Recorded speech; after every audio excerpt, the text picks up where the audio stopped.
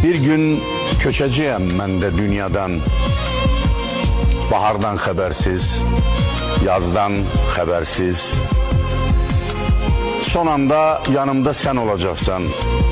Oğuldan xəbərsiz, qızdan xəbərsiz. Səninlə nələri yaşadıq gülüm, əl-ələ yaşadıq, yuvasız, evsiz. Tez-tez dəyişirdi ev ünvanımız, qonşudan xəbərsiz, dostdan xəbərsiz. Ömrümün yeganə işıq tərəfi sən idin, dünyadan, dandan xəbərsiz. Hamının yadından düşüb bitmişdik, toylardan xəbərsiz, yasdan xəbərsiz. Ümidlər, arzular burulğanında nə gəmimiz vardı, nə yelkənimiz. Amma ocağımız yanırdı elə, alovdan xəbərsiz, oddan xəbərsiz.